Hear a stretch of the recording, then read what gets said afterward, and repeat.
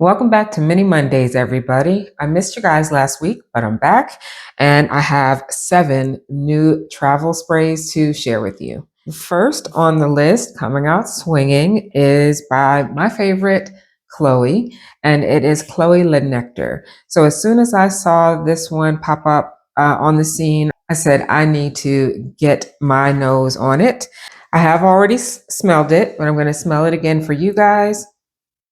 When I first smelled this, I was concerned because it smelled a lot like the Le Parfum that was produced last year, the one with the burgundy ribbon, not the red ribbon, but the burgundy ribbon.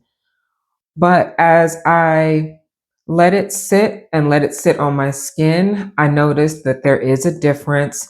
The Le Nectar is a lot sweeter and it's less sharp. The Le Parfum has a sharp orange blossom that's very prominent and it dries down to a starchy type of vanilla, whereas the Le Nectar is much more sweet throughout the wear. The notes in Chloe Le Nectar are bergamot at the top, orange blossom and neroli in the mid. So there is a prominent orange blossom, which is probably why I first thought that, these smell alike, but they don't. And in the base, there's ambroxan, tonka bean, patchouli, sandalwood, and cashmeran. Now, the tonka bean, I think, also adds a lot of sweetness, a lot more warmth to this one as opposed to the Le Parfum. So they are different. If you are Chloe collector, I think that this is one that you would probably want to add to your collection because it is different. But if you aren't a Chloe collector, I think it would be worth your time to go in store and spray both the La Nectar and the Le Parfum side by side. So this one is the one with the yellow ribbon and the other one is the one with the burgundy ribbon. So spray them side by side, see which one you prefer best on your skin and go from there. I like them both. I feel like they both give a more serious, buttoned up, professional type of wear as opposed to the original Chloe EDP. But there is a time and a place for just about every Chloe perfume in my collection. So I definitely think that this adds something that I don't currently have, and it is full bottle worthy, at least to a 1 ounce for me. That is Chloe Le Nectar. The next one is one that has been out for a little while, but I just didn't get my hands on it because I wanted to smell it. And for some reason, my Sephora just did not have these in stock ever. So I finally got my hands on the Kayali Freedom Musk bouquet.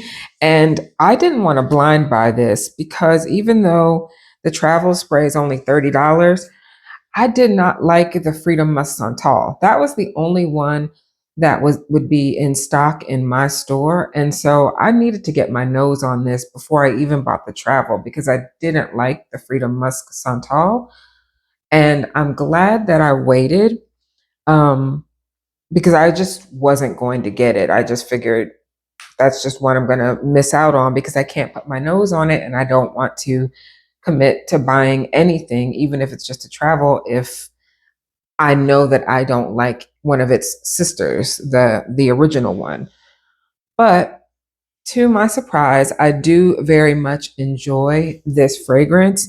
It's a clean, somewhat sweet, but more floral than anything else, which makes sense. The name is Freedom Musk Bouquet. So you're going to get that clean, musky, airy scent with a dash of a floral presence. And I find this to be elegant. I find this to be a good everyday fragrance, one that is an easy reach. If you just want to feel feminine and floral, very womanly without being matronly. The notes in Freedom Musk Bouquet are ylang ylang, solar notes, jasmine, and pink pepper at the top. In the mid, there's musk, Turkish rose, and vanilla. So that middle right there is probably why I like this quite a bit because I love all 3 of those notes. And in the base, there's praline, sandalwood, and vetiver. I can't necessarily say that the praline comes through, at least on my skin, but there is a soft sweetness and a comforting woodiness that I enjoy. I do like sandalwood quite a bit. I like sandalwood and cedarwood. So I find that the entire wearing experience of this fragrance is just right up my alley. It starts with tropical florals that I really, really enjoy. In the mid, there are some more classic florals and musk and vanilla. And in the base, that sweet praline, sandalwood, and vetiver just round out to a very, very pleasant experience for me. And I do think that this is full bottle worthy. But with this one, I think that I would like to get through the travel size before investing in a full size. But I do really, really enjoy Freedom Musk Bouquet by Kayali. Next on the list is another one that's not new, but it is new to me, and that is the Easy Bake Intense by Huda Beauty. I was also waiting for this one to show up at my Sephora, but it never did for some reason. At least I thought it didn't. According to the Sephora website, it wasn't at my location. But recently, when I went there looking for something else, I said, that Huda Beauty is sitting right there. Why did I not see it before one? And why did the app say that it wasn't there when it was? I digress. So I did end up blind buying this because Veronica, hey girl, hey, said that it was really, really good and backup worthy for her. Veronica has given me some great fragrance recommendations. And so I thought if Veronica says it's full bottle worthy for her, then I at least can probably blind buy the travel. So that's what I did. And this is what the travel looks like. It's a little frosted 10 ml bottle. If I haven't mentioned it already, I have tried all of these. I've worn all of these. Some of my other mini Mondays have been first impressions, but I found that I think I want to try the fragrances first before coming on camera and give you my thoughts. We'll see how it goes, but that's what I've done today. I've tried all of these, and today I'm just respraying them to remind myself of my thoughts. So this Easy Bake Intense opens up with a blast of cherry and cinnamon. That's what I smell right off the bat. It's very pretty. It's very girly, very womanly, but a little seductive at the same time. The cherry is not medicinal, at least not to my nose, and the cinnamon adds a spice that I look forward to wearing all fall and winter. The notes in Easy Bake Intense are cherry at the top. In the middle, there's white flowers, cinnamon, caramel, and milk. And in the base, there's vanilla. And this is almost like gourmand adjacent. The caramel and cherry and milk, it almost sounds like it would be maybe a little bit too much, a little too thick. And it's not. It's definitely sweet and it has a presence, but it's not thick. You know, it does stay around. It has great longevity on my skin. I get about 7 to 8 hours with this, and I've used it and I only have a little tiny dent because a little goes a long way, at least to me. That cherry and cinnamon really linger. And I find that this is a great evening scent, at least for right now. I predict in the fall and winter that I would be able to wear this all day long. This is a great addition to my fragrance wardrobe. I only have one or two cherry fragrances. No, two or three cherry fragrances, and I don't have any quite like this. So I'm glad to have it. I don't know if I will upgrade it just yet because I don't pull for fragrances like this on a regular basis. This is like an evening out, dinner with my husband type of fragrance. And I think I want to see if I go through this travel before contemplating upgrading it. But I do think that it's beautiful and upgrade worthy. That is Easy Bake Intense by Huda Beauty. This next one, I was so excited when I saw the promotions for it. I love the color. I love the notes. I was ready. And that is Rare Beginnings by Rare Beauty. I rushed to my local Sephora to get my nose on it. They did not disappoint at all. First of all, I love the color of the little bottle. This is so me. This is so me. This is a perfect everyday fragrance. It is a fruity floral with a juicy pear and a little bit of sweetness, but it's not juvenile in any way. It has some very prominent flowers and those floral notes and the juicy pear and a little bit of vanilla, and it all just combines together to make a beautiful everyday fragrance. But I don't have anything quite like this in my collection. In the top of Rare Beginnings, there's pear and pistachio. And pistachio, like I told you guys before, can sometimes wreak havoc on my skin, but this one does not. So now I have another pistachio that I enjoy and doesn't turn like embalming fluid on me. So I'm grateful for that. In the middle, there's gardenia, jasmine, and lotus. And I feel like that lotus gives it an airy, watery brightness, kind of balances out the gardenia, because gardenia can be a little heavy sometimes, but you definitely still smell the gardenia. And I feel like the gardenia gives it a little bit of weight that allows you to have good staying power. And in the base, there's sugar, vanilla bean, and cedar wood. And I've mentioned before, I do enjoy cedar wood. So this this is so good to me. I think they did a great job. I think I might even like this one better than the first one. I really did enjoy Rare's initial launch, but I didn't upgrade it. I got the travel and I didn't upgrade it. Well, I liked this one so much, and it was so up my alley that I can already tell you that yes, it is upgrade worthy because I already bought it. About 3 days after I got the travel, I was like, nope, I already know I'm going to run through that.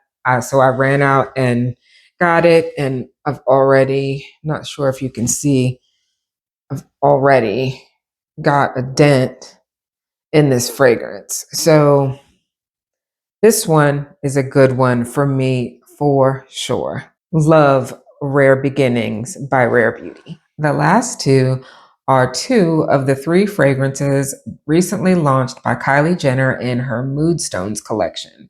I picked up Blushwood and Velvet Brew. There was a third one, and I tried it on skin.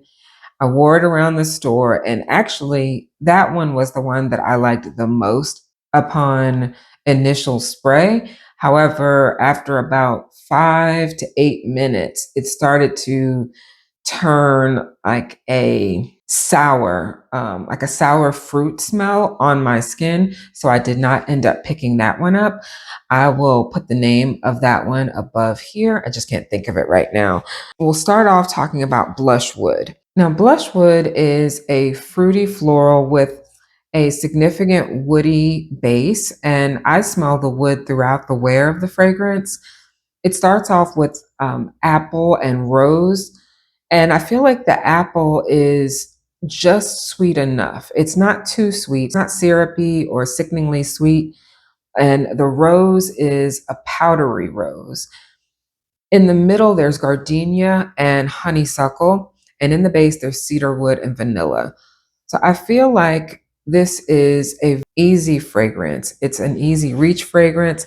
I've worn it a few times already. I do feel like the projection is minimal on this. It's not quite a skin scent, but I guess you could call it moderate, but I felt like I had to spray down quite a bit with this fragrance, and I've only worn it twice. And no, you can't see that, but I've used half of the travel spray already and I've only worn it twice. So while I enjoy this scent very, very much, I don't think that I will upgrade it just because I feel like I have to spray so much to get my desired effect. As well as the longevity isn't the best. It's not horrible. I get about 4 to 5 hours and you can reapply, but I feel like I would be spraying all day long. So While I do enjoy this quite a bit, I think that this is one that I can probably skip in a full size because it's not completely earth shattering or revolutionary to my collection. I can't tell you that it's exactly smells like something I have had before, but it's not really unique. It smells pretty, it's nice, and I will obviously use this up. That won't be hard, but I think we'll just leave it there. And that is Blushwood. Now, Velvet Brew, on the other hand, is definitely unique to my collection. It is sweet, it's thick, there's a coffee note there, and there's a coffee note without it smelling like you've poured espresso on your shirt. Because I personally don't want to smell like that. This has a prominent plum note as well, and it's like a juicy, rich, thick kind of plum. So if you don't like plum, I think you should probably get your nose on this before blind buying it. But I actually like this quite a bit. In the top, there's hazelnut and plum, and they both come through in a very pleasant way. In the mid, there's coffee blossom and orange blossom. I don't grow coffee beans, so I can't tell you exactly what coffee blossom is supposed to smell like, but you can definitely smell the orange blossom. And in the base, there's coffee and patchouli. And I don't feel like the patchouli is overdone. I don't feel like it is too rough around the edges or anything like that. I feel like it's balanced very well. This is going to be one that I will enjoy wearing, particularly in fall. It still has enough of a fruity floral vibe for me because I love fruity florals. With that little bit of added coffee, gives it just the right amount of warmth that you might want for a day of like snuggling up, reading a book. This is a really, really nice fragrance. I don't know if I'm going to upgrade it just yet. I have to see if I wear it enough. But I definitely enjoy this, and I don't have anything quite like it. And just in case you were wondering, it does not smell anything like an opium, because that's the first thing I thought of was opium when I saw the coffee note, but it doesn't smell like that. And yeah, this is a designer scent with a little bit of a twist, and I think she did a really good job on this one. So that is Velvet Brew by Kylie Jenner. So that's it, everybody. Out of these seven, we have two that are definitely going to be upgraded by me: Rare, which I already upgraded, and Chloe, Le Nectar, and two that will probably be upgraded, but we'll have to wait and see if I get through the travels. That is Freedom Musk Bouquet and Easy Bake Intense. And then two that probably won't be upgraded, but I still enjoy very much, and that is Blush Wood and Velvet Brew by Kylie Jenner. Overall, I think I'm going to use all of the travel sizes that I have here at the very least. That is a successful haul, in my opinion. If you guys have tried any of these fragrances, let me know your thoughts in the comments below. And until next time, you guys go and have a beautiful, beautiful day or night, wherever you are. Bye bye, everybody.